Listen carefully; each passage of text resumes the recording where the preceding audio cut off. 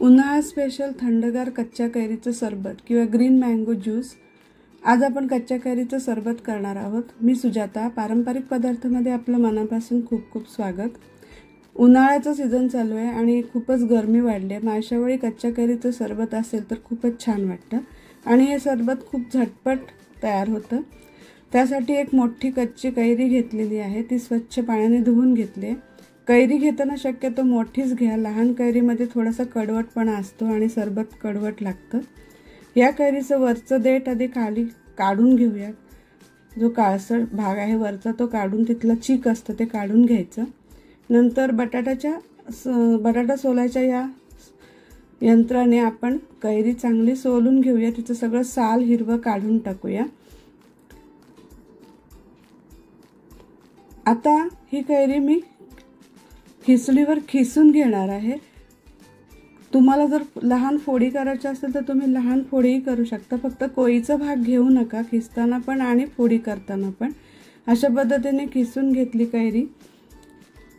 आता मी ही 1 वाटी भरून कैरीचा खिस घेतलाय आणि म्हणजे किसलेली कैरी घेतली आहे। मग जेवढी कैरी असेल ना तेवढीच साखर घ्या किंवा त्याच्याही पेक्षा थोडी जास्त साखर घेतली तरी चालेल। त्याच्यानंतर 2 ते 3 वेलची घेतलेत। वेलचीचा स्वाद खूप छान येतो। आता मिक्सरच्या भांड्यामध्ये हा कैरीचा किस घ्यायचा आहे।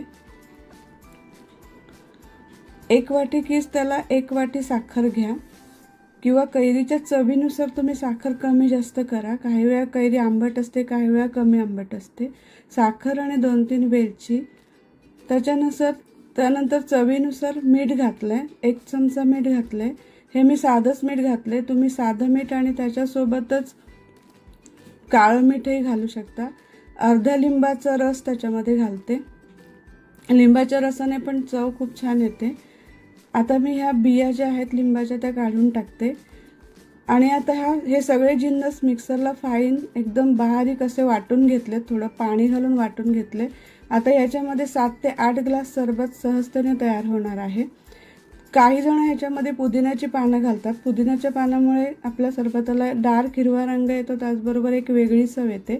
पण मला पारंपरिक पद्धतीची चव हवी आहे म्हणून मी वेलची घातली आहे।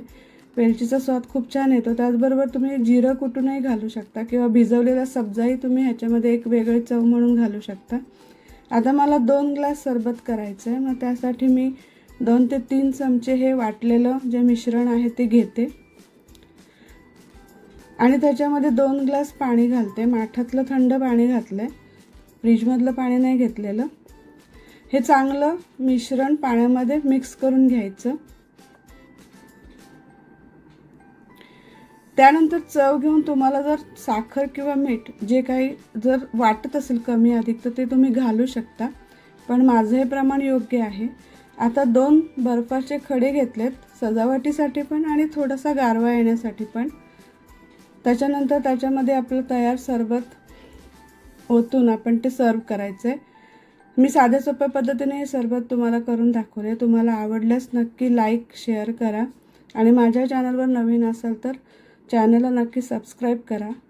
नक्की करून पहा कच्च्या कैरीचं झटपट होणारं सरबत।